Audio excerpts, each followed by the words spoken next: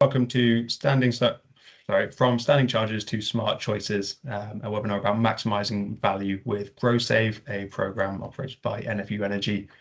The webinar will be run by myself, Thomas Ovenden, the operations lead for GrowSave, as well as Erin Rusbridge, the GrowSave technical lead. So I'll get started on the slides and pass over to Erin. Hello, just Tom.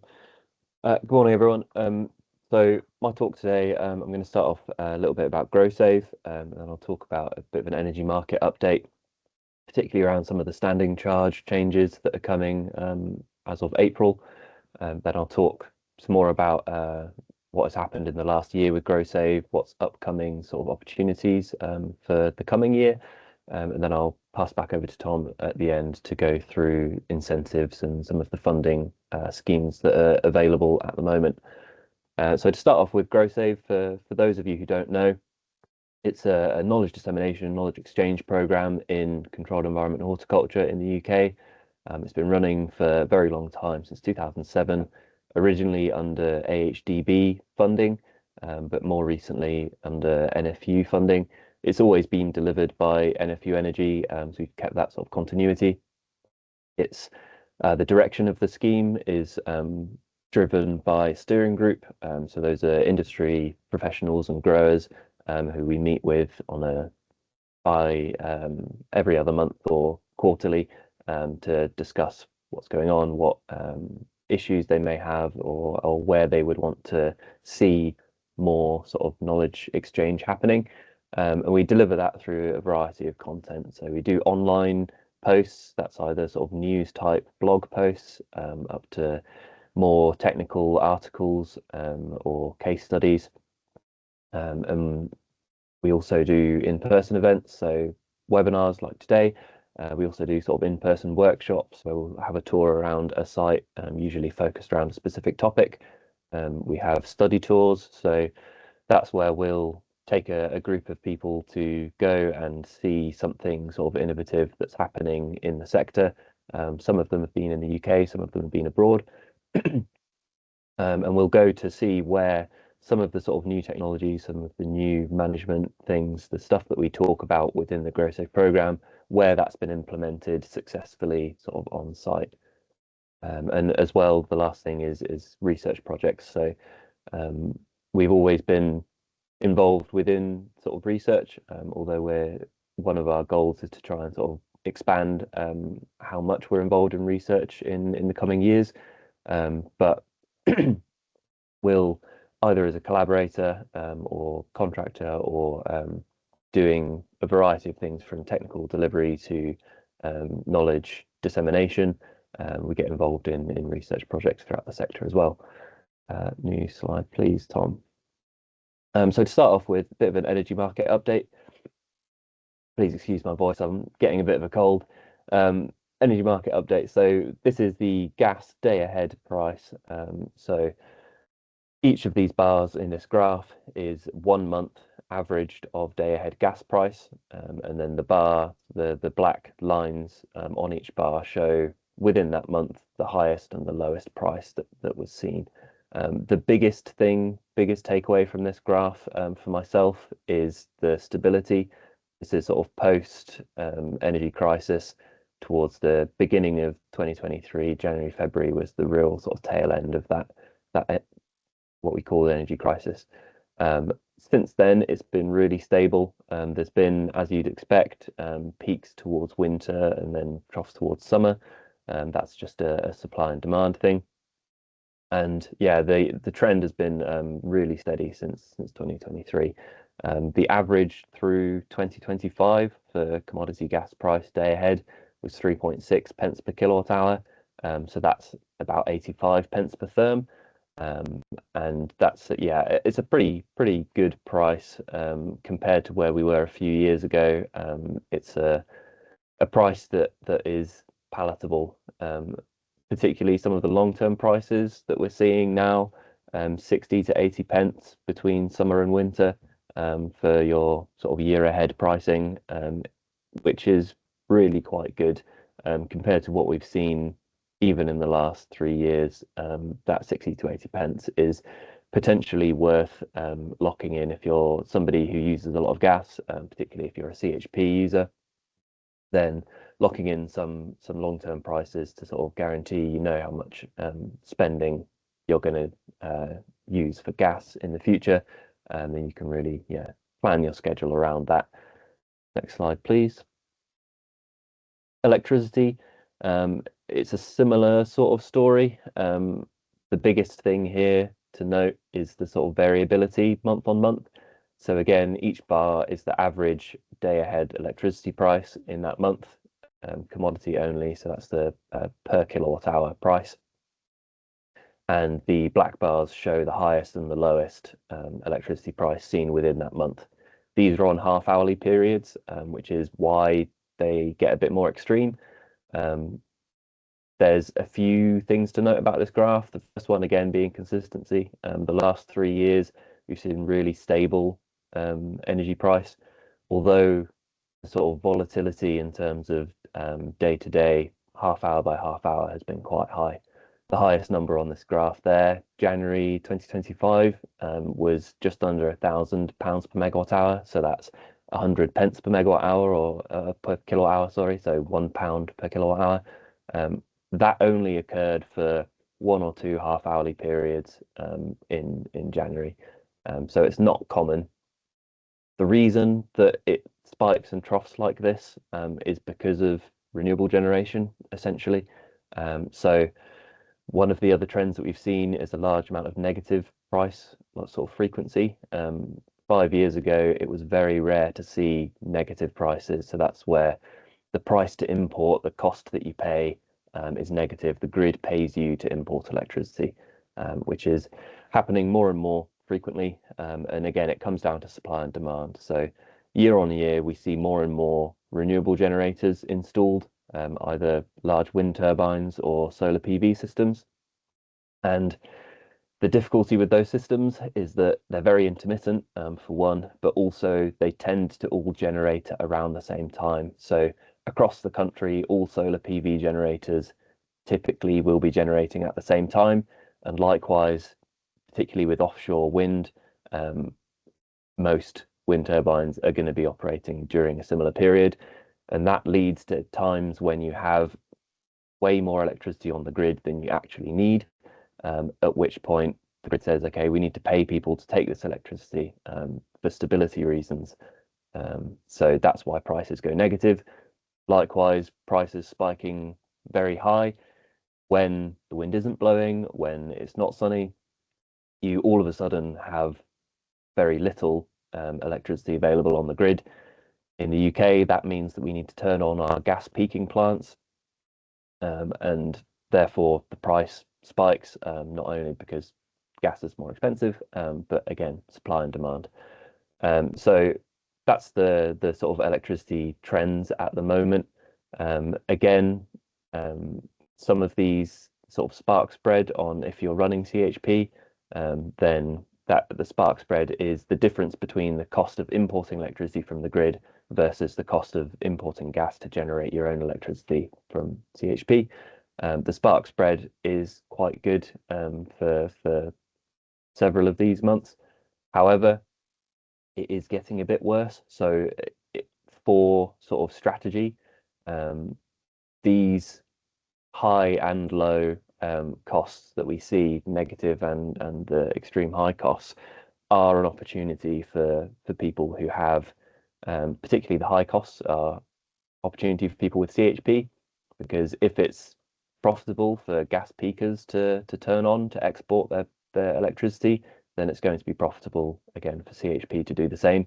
And then when prices become negative, if you are lighting your crop, and if you've got something like heat pumps or you've electrified, then that's an opportunity to sort of strategy, change the way that the timing potentially that you're running a heat pump to go into heat storage when prices are particularly low, so that you avoid some of these sort of more extreme costs.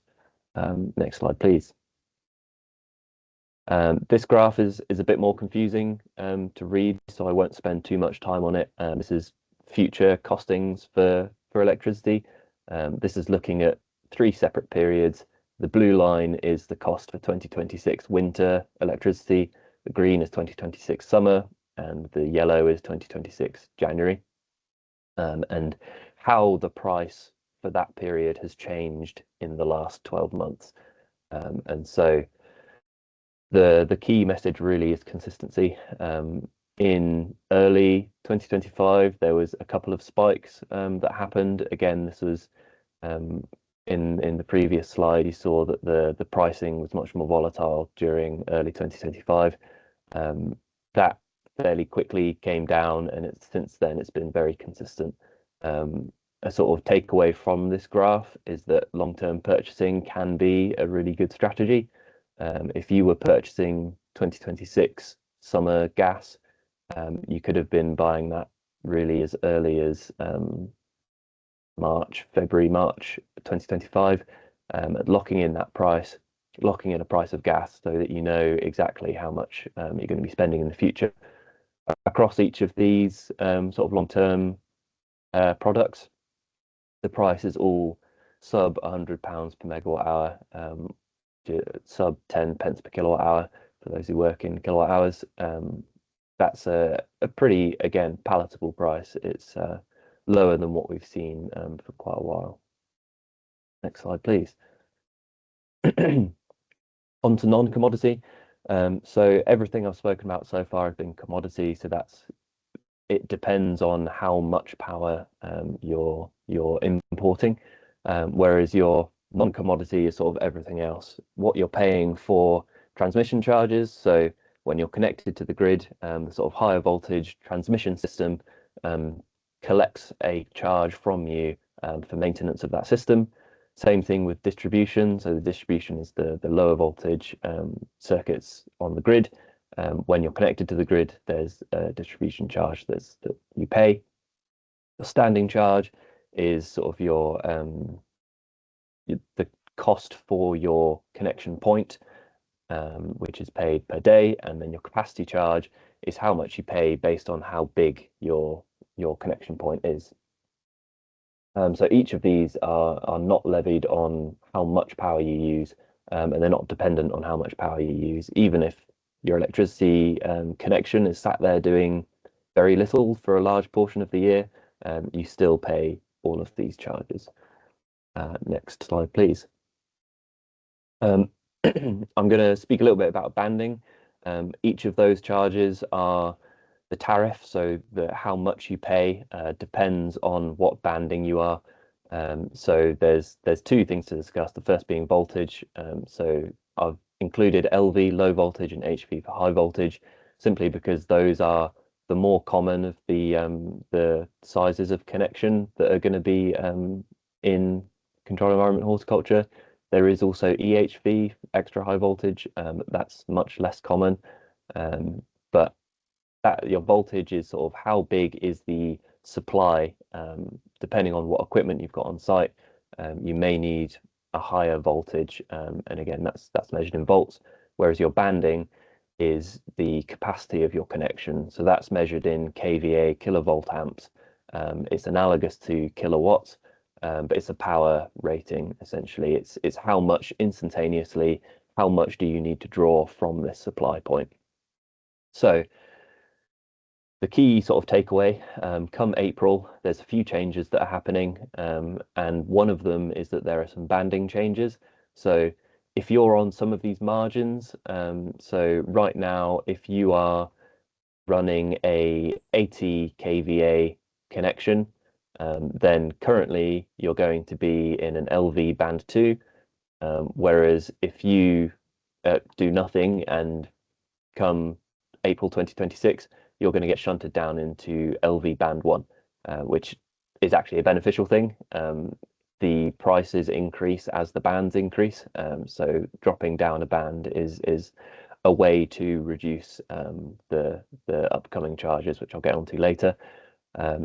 Between the LV and HV bands, most of the changes will act to shunt people down a banding, but it's worth taking note that if you know what band you're in now, that may not necessarily be true for the future. So it's worth either getting in touch with us, GrowSave at nfuenergy.co.uk, or there's I'll later on talk about a calculator that we've developed that you can use to determine exactly what your upcoming costs are going to be. Next slide, please. So the biggest, the worst news of today, for those who are not aware, TNUoS, so this is the Transmission Network Use of System Charge. These funds are scheduled to increase significantly come April. The reason that this is happening, the National Grid has determined that, or they've identified that they need to raise a significant amount of money in order to pay for the necessary infrastructure improvements to meet the electrification goals, to meet the grid connection goals that the UK has. They need to improve the infrastructure in the UK. To do that, as of 19th of December, the projection, the forecast for their budget is 7.65 billion that they need to raise by 2031 for these infrastructure improvements. And that money is being raised through electricity users, those connected to the grid. So these costs are levied in pounds per connection per day, but I've shown them here on the table as pounds per year, just because it's a bit easier to sort of see the impact for a potential business. Between these bands, the projected increase is quite high. It's at 102%.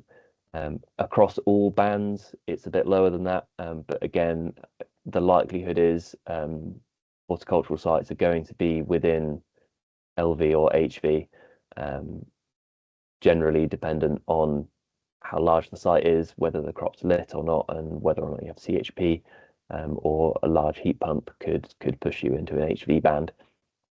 And likewise, if you've got a pack house or cold storage that's sort of co-located using the same electricity connection point, then that may be enough to push you into some of these higher voltage bands. There is a calculator that I said that we've developed. It's live on the NFU Energy website. It's been up since end of November, I believe. If you're concerned about any of the numbers that you see on this table, I personally am quite concerned with the numbers that I see on this table, then please do go onto the NFU Energy website and put in the details.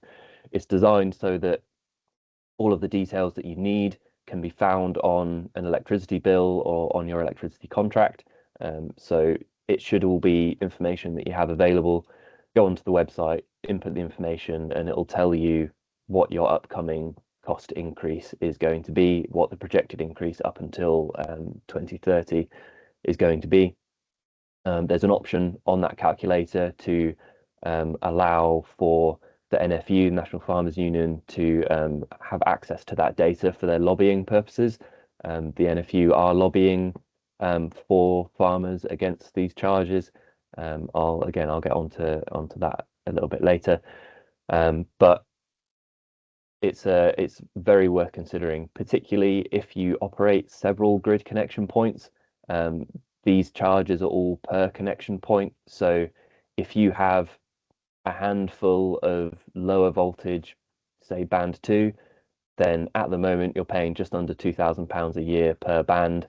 That's going to be £4,000 a year per connection point come April 26. So absolutely worth getting in touch, using the calculator and seeing what may be possible to mitigate these charges. Next slide, please. Some of the other non-commodity, I've sort of grouped them all together into one table. Distribution charges are all actually coming down. These are DNO dependent.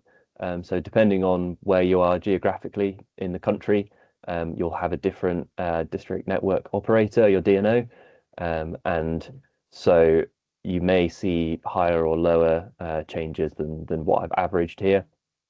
But the pence per kilowatt hour for your time of use tariffs will come down across the board. The biggest impact is the green band. So again, sort of strategically, when you're operating your equipment, to make sure that you use as much green band as possible and as little red band as possible. is really beneficial, and is going to be more beneficial in the upcoming year. Your fixed price, this is your sort of standing charge, how much you pay for your connection point, pence per day, is increasing. Across the board, it's on average about a 10% increase. It's one of the lower portions of an energy bill typically, but a 10% increase can still be fairly substantial. And then the capacity charge, so this is the pence per kVA, is increasing by around 4%.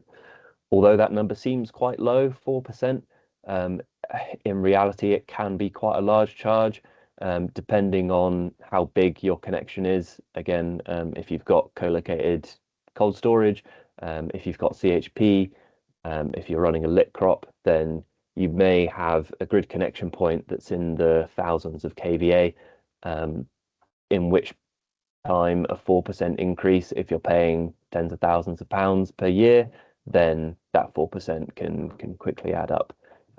So the next slide will talk, I think, about what can be done. Next slide, please. Yeah, what can you do?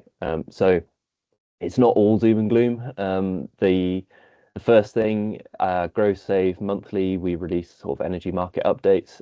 So that's a bit of narrative on the trends, what is available in terms of contracts, where electricity and gas markets are going, and it can help to inform, as I said, some sort of strategic decisions around purchasing your energy. So that's absolutely worth, either we've got a newsletter that you can sign up to, or frequenting the GrowSave website or our LinkedIn pages, various socials to see what the latest things are to sort of mitigate some of these prices. The biggest thing, again, NFU Energy's TNUoS calculator.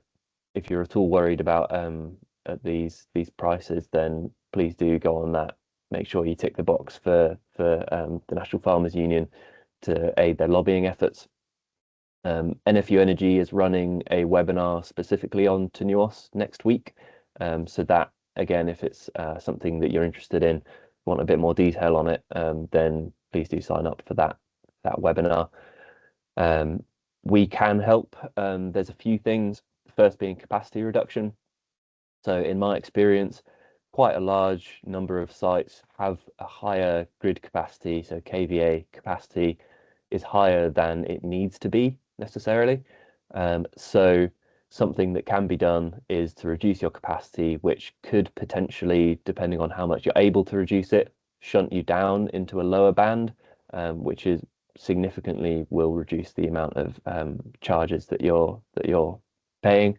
That can be aided by something like energy efficiency improvements. If you're able to install more efficient equipment or change the way that you're operating, a really obvious one is switching from HPS lights into LEDs. That can, as long as it's a like for like in terms of light intensity, we can have a significant amount of energy efficiency improvement. So you need less energy to run your sites. Your capacity can then be reduced and you could potentially fall into a lower band. Self-generation is slightly different. Rather than trying to reduce the costs of your connection, if you install something like a natural gas CHP, then that you can make more value out of your grid connection. So by using an intelligent purchasing strategy, and for making sure that you take advantage of the periods where exporting power is valuable, then through self-generation you can make sure that although you're still paying for your grid connection, you're making more money out of having that grid connection. So you're reducing costs in that way. As I said earlier, the NFU is lobbying for these changes, or to change these changes. The big one being the energy intensive industries list. So if a business is on the energy intensive industry list, then they get a reduction or an exemption in how much of this TNUoS transmission network use of system charge that they pay. That exemption is increasing to 90% in April. So for businesses that are on an energy intensive industry list, they'll get a 90% exemption from those charges.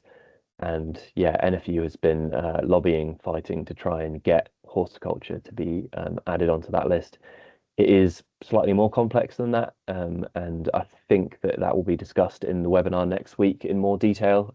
But there are things that are happening. So yeah, if you are again at all worried, then please do get in touch, and we can let you know what the best course of action might be for yourselves. Next slide, please. Yeah, it's just an insert for the TNUOS impact calculator. I don't think I need to spend more time on that. Next slide. So on to GrowSave, a little bit of a look back on 2025 delivery. So we had two themes that were sort of highlighted by our steering group, as I said, industry professionals and growers. The first one being dehumidification. So there's a few sort of pictures at the bottom, along the bottom there, for some of the different options for dehumidification. We put out various technical articles, case studies, and we held a workshop early 2025 where we had a speaker from Van Dyke Heating and Drygare talking about their sort of different options. This image here, the Van Dyke Heating one on the bottom left, is essentially an air handling unit. So it'll take warm, humid air from inside the greenhouse. It'll pass it through a heat exchanger with cool, drier air from outside, raise the temperature of the inlet air, and then push that lower humidity, warm air back into the greenhouse as a way to dehumidify without opening your vents and losing large amounts of energy through the vents. This is able to recover some of that energy, and it's a much more controlled way of humidity control. Again, this middle one is Drygare's sort of standard dehumidifier. It uses refrigeration coils to do that. The sort of key benefit of the Drygare unit over the Van Dyke one is that if you're dosing CO2, then the Van Dyke heating one exhausts that CO2 out, so you need to replenish that. Whereas the Drygare is a fully internal unit, so if you are dosing CO2, then that will remain within the greenhouse. And then the last one there is Svensson. So they have their vertical air movement fans, and they've made this sort of they call it an air blade or something, or an air jet, which takes a very small controlled amount of air from above the screens where vents can be opened to optimize the amount of air that you're introducing into the greenhouse for humidity control. It works in the same way that opening vents works. However, it does it in a way that's much more controlled, so that you can minimize how much energy is wasted through typical ventilation dehumidification. The other theme for 2025 was robotics and AI. If any of you were at Green Tech in summer this year, robotics and AI was one of the largest themes that's been present in the sector. And there's lots of different areas rather than, historically, there's been a lot of sort of picking robots.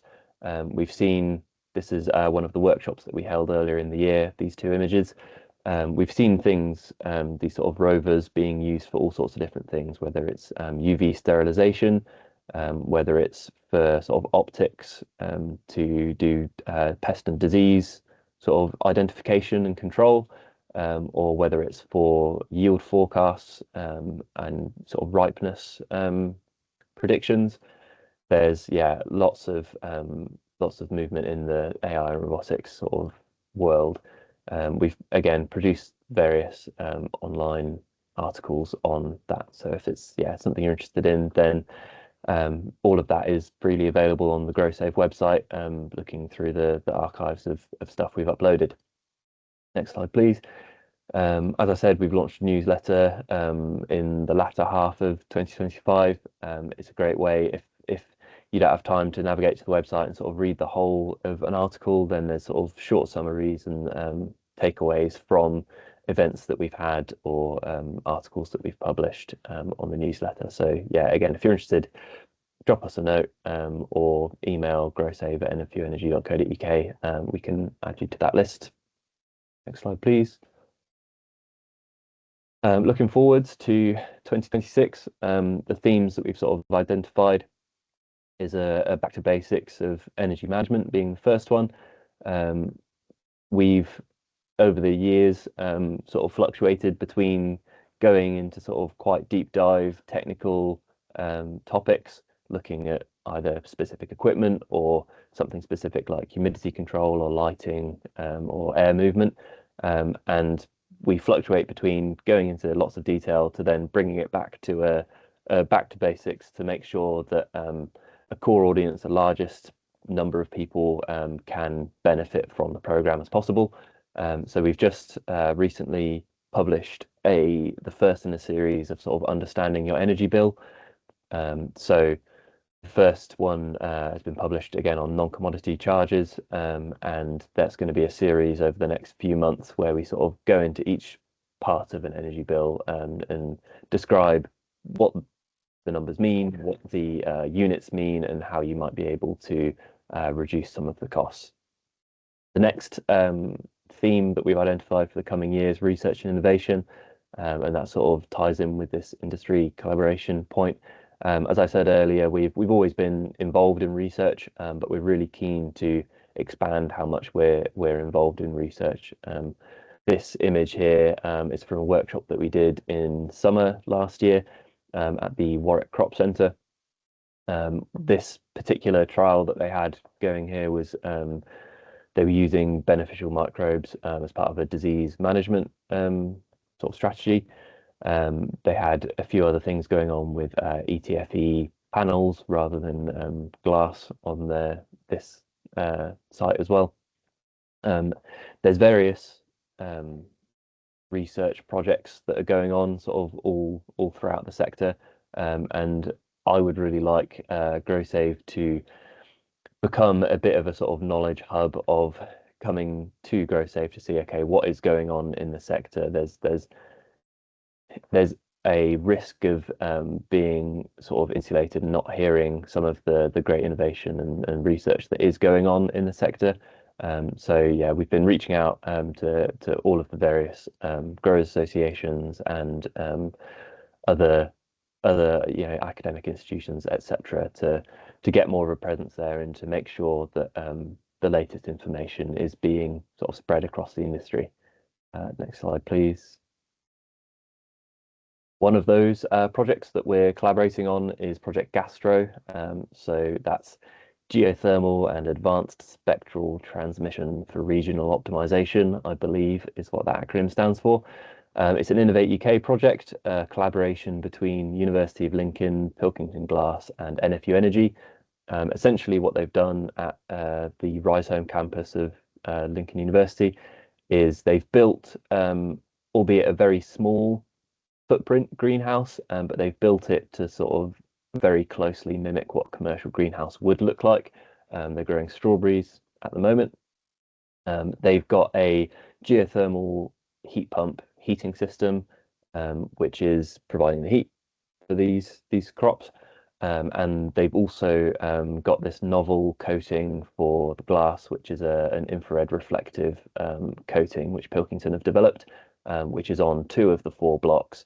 So we've got 2 control and 2 infrared reflective glass blocks to see, first of all, whether the geothermal resource it's been identified through sort of test drills and surveys that there is good resource in Lincolnshire area, but this project is set to say, okay, is that resource viable for heating this greenhouse, elevating temperature using a heat pump, and then the second part on whether this NIR reflective glass coating will be beneficial for the crops. NFU Energy through GrowSave is delivering several of the work packages. We're doing sort of technical delivery part of verification of the heating system performance. We're also doing the dissemination and the reporting side and project management as well. If there are, for anybody listening, if there are any projects that are either on the cards or ongoing that you think GrowSave may be able to help with, even if it's just a dissemination side, then we've got people that are more than qualified to help out on any part of it. So yeah, please do get in touch if there's anything.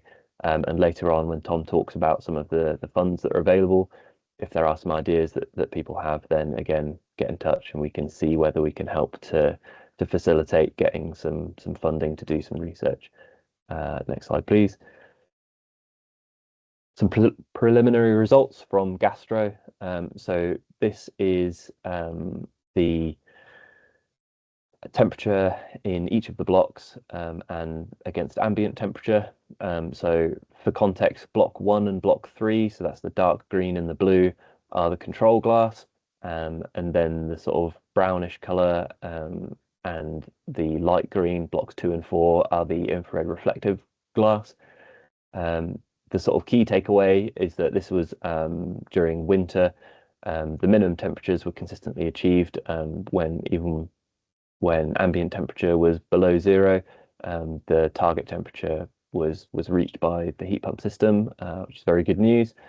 The sort of second thing to note is that the infrared reflective glass, so that's in blocks 2 and 4, during daytime consistently peaked 5, 10, sometimes even close to 15 degrees higher than the control glass. And what we suspect that is, we did expect this to happen. What we suspect is that in winter, when long wave infrared radiation is lost from the crop out into atmosphere, a portion of that is reflected back down onto the crop rather than being lost. We expect the sort of inverse of that to happen in summer, where excess infrared radiation from the sun will be reflected away by the glass to keep the temperature a bit lower during peak summer, hopefully meaning a bit less heat stress on the crop and better performance because of that, although we've not had a summer crop yet, so that will be upcoming in the next few quarters. And yeah, if you're interested in this project, then yeah, make sure you're up to date with GrowSave, join the newsletter, check the website every now and then, where we'll be publishing sort of outcomes of this project. Next slide, please. Other collaboration applications, we're part of a BBSRC project with a few different collaborators, sort of organised by Greenhouse Energy Consortium. We can't give any sort of details on it yet, but it's bringing together a sort of policy, industry and delivery in a really joined up way that I'm really excited for this project. I'm hopeful that it's successful, and again, keep in touch with GrowSave if you're interested in what might be upcoming in terms of research in the sector. Thank you, Tom. I believe that's all from me, so I'll hand over to my colleague Tom now to talk about some funding and incentives. Perfect. Thank you, Aaron. Yeah, as introduced, going over funding and incentives, those that are either available at the moment or those that we have seen previously and are sort of expecting outcomes from moving forward. So in terms of the funding strategy at the moment, there seems to be a shift away from sort of long-term incentive schemes in favor of one-time grants. These grants predominantly at the moment are focusing on the areas of innovation, collaboration. There is a strong shift towards pharma and specifically UK focused grants, looking for benefits and outcomes to be generated and realized sort of within the nation and benefiting farmers, growers, foresters, those within the agricultural industry to maximize benefits.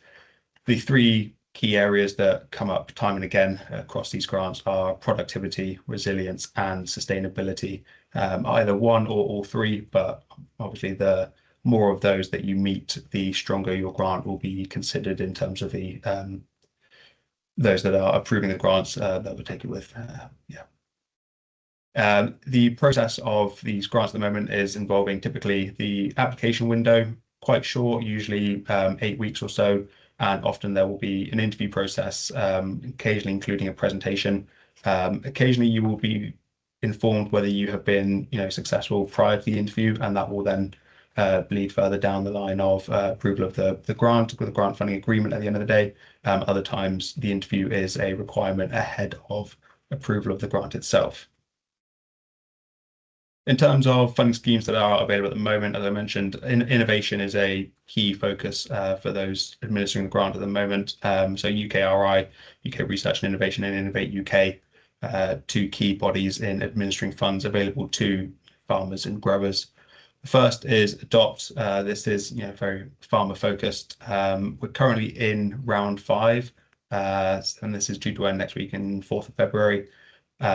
Round 6 will open the next following day, so 5th of February 2026, and eventually close on 8th of April 2026. It is expected that round 7 through potentially 10 will be delivered as well. However, they are not yet confirmed. But given the size of the funding allocated to Adopt and the amount of funding per round, it is expected that further rounds will be administered, and they have proven quite successful so far in terms of generating applicants. Each round of Adopt, or each application to Adopt, is for a project worth between £50,000 and £100,000, and these projects can last between 6 and 24 months.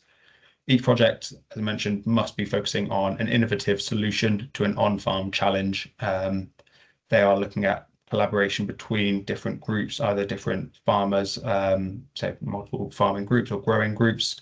Alternatively, you can have a commercial business such as a consultant or a manufacturer and installer, or a research body as well, such as a university or someone such as the Greenhouse Innovation Consortium.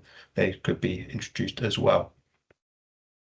The Adopt project, there is the full grant itself, which is the £50,000 to £100,000. There is also additionally a grant for project facilitators, where that fund will fund the facilitator for your project. So you yourself would not be out of pocket, but you can bring someone that is registered to support the project in terms of the application, and it can be for the ultimate project as well.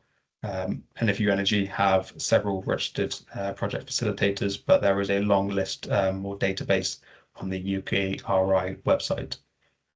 In terms of wider Innovate funds, there aren't many at the moment, but one that has or will open soon is Innovation Loans Round 25. So this is for micro businesses up to small and medium enterprises. It will close on 4th of March 2026, but again, similarly to the Adopt rounds, round 26 is then due to open the following day on 5th of March. It is a very wide scope for the Innovation Loans grant. Funds can range from £100,000 up to £5 million, but the scope is very broad. This isn't specifically farmer or grower focused, so anyone can apply. It will therefore be very competitive. But if you have a project that might exceed the budget that Adopt will allow, this innovation loan may be the route forward for yourself. Further funding schemes that may be available, they are somewhat slim on the ground, but this next one, Farming in Protected Landscapes, or FIPL, has recently been extended. So the deadline is now March 2029. That is both for when projects must end, but applications can be made anytime up until then. However, obviously worth getting your application in well in advance if your project must end by that date. This is for areas within national landscapes, national parks, or areas such as the Broads, national landscapes previously being referred to as areas of outstanding natural beauty.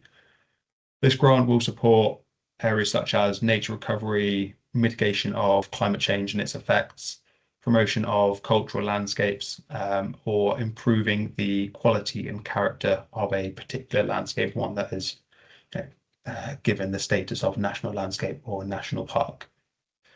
While the applicants themselves do not need to reside within the boundary of these national landscapes or national parks, the project itself must benefit the areas within that. So this is open to farmers or land managers, both within and outside the boundary of those areas, but all the land in the application must be managed by the applicant themselves and must reside within those strict boundaries.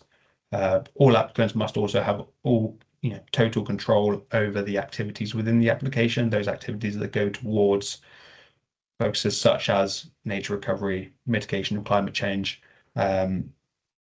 If your project has no commercial gain within it, you will receive 100% funding for this project, for this application. However, if there are commercial benefits to be realized throughout the project, then the funding will be reduced proportionately. So if you're expecting a 10% financial gain, it will be an approximate 10% reduction in the funding that is allocated to the project. In terms of wider incentives, as mentioned, there aren't many that are ongoing or can be applied to still. One that is specifically relevant to growers is CHPQA. Many of you will have a natural gas CHP, and with CHPQA now administering a new portal and a slightly new submission process, this is particularly key. And we are in that submission process now. So annual returns, you'll get your 1 year of data from January to December. This must be submitted typically by the end of March in order to get your certificate for CHPQA. These certificates, if you are exhibiting good quality CHP, this will be required for further incentives such as exemption from climate change levy tax, for your renewable heat incentive to maintain those payments, or again for renewable application certificates or ROCs. As mentioned, if you do have a CHP on site and exhibiting good quality CHP via your certificate, then you are within, you will continue your RHI scheme.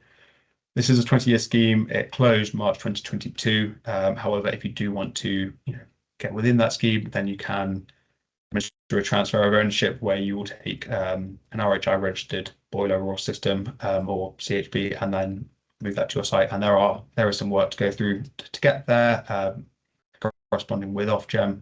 And this is an area where NFU Energy do have a lot of experience. So if it is an area you want to get involved with, please get in touch and we can support you there.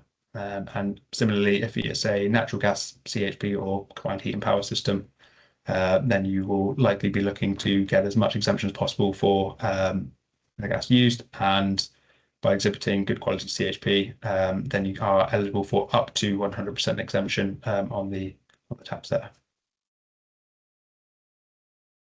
When looking at some previous competitions that saw a lot of interest and a lot of applications, we're looking at Farming Futures Research and Development. This had both a low emissions farming competition as well as precision breeding competition.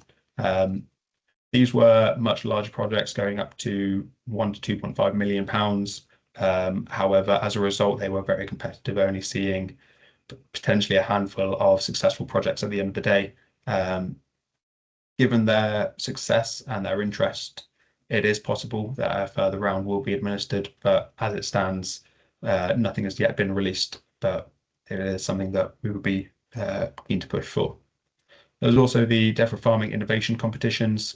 These were a little bit more recent, but slightly lower budgets than the Farming Futures projects saw. So there was the small R&D partnerships. This is very similar to the large R&D partnerships. However, the large R&D partnerships fund was not administered last year. It was only the smaller one. There was also feasibility studies as a competition where projects that were either at a sort of research and development stage could be funded, or if you're looking to trial this on site, then you would look at the feasibility study project and see how viable it is as a project in practice. So the intention was that one would lead into the other, so that you could apply for one. If proven successful, then in a future round, you take advantage of the next. The outcome of these competitions taking place last year is that there does seem to be a very heavy priority placed on research and development of taking potentially new ideas or up and coming innovative ideas and putting them into practice, seeing which of those work, where the areas of improvement are, and hopefully bringing out some new technological solutions that can benefit farmers, growers and foresters here in the UK. The budget that has been allocated to grants and funds moving forward does shift in favour of an environmental focus. We're looking at, for example, the farming protected landscapes is an area where a lot of funding has shifted towards, and so the hope is that there will be more movement towards grants that are favouring sustainability, favouring climate change mitigation. So that is something to keep in mind when looking at future projects that may benefit your site. And then lastly, there is a bit of a political shift. So we are looking at just, slightly smaller competitions such as Adopt, as we're seeing future rounds being administered. It may be that smaller projects that can be realised by a wider number of applicants might be the route that the government continue to go down.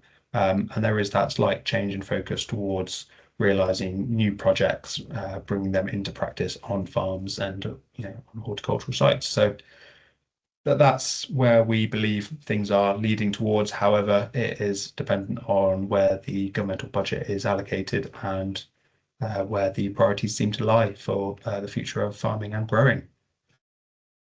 But that wraps up my portion of the presentation there. So if there are any final questions, please now put them in the chat or put them into the Q&A section.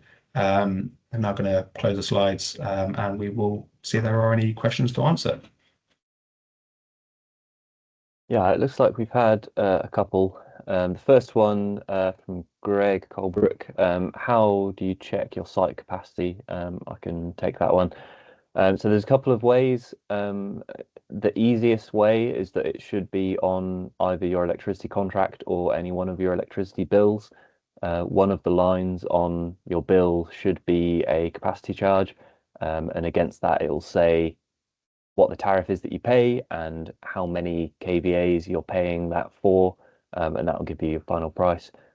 As well, your MPAN number should tell you what band you're in, so it won't tell you specifically the capacity, but it will give you an indication of which band. That is a bit more of a complicated one, so if you can't find it on one of your bills or your contract, then get in touch with us, GrowSave at nfuenergy.co.uk. We can help you out with that, no problem. We've got a couple of questions from Sven Backer. Has there been much recent progress in robotic pruning for greenhouse grown crops? That's a good question. The issues that I've seen with pruning as well as picking tends to be the speed of it. The actual ability to sort of cut and pick crops is there really. I mean, the sort of articulation and the sort of mechanical robotics of it is there, but the speed at which it does it is still currently quite slow compared to people doing it. So I think it's trending in the right direction. I don't think it's quite ready yet now, but I don't think it's that far off from being, small scale trial ready, not quite sort of large commercial scale ready. Is the Pilkington glass called Horsey Grow or is it bespoke? I believe it's bespoke, designed specifically for this project. Although I'd have to double check with Pilkington on that. I don't think it's commercially available yet. I think it's a one that they've developed recently. And then finally to add, Innovate UK is likely to launch these smart grants again in April, TBC. Yeah, so yeah, as Tom said, there's a lot of budget dependency on some of the upcoming things. We will, whenever there is a round or something that's released or news about upcoming stuff, then again, GrowSave newsletter and we'll post sort of blog updates on the website as well.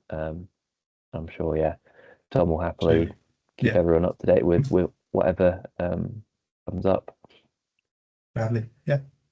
But I think that is, the end of the questions. Thanks, Aaron, for taking those. But yeah, so if there are any further, then either drop them in the chat now, or if needed, please email GrowSave or contact us. As Aaron mentioned, the email is growsave at nfuenergy.co.uk, or you can call the NFU Energy office 024 7669 6512. That will also be in the slides for those of you that didn't catch that.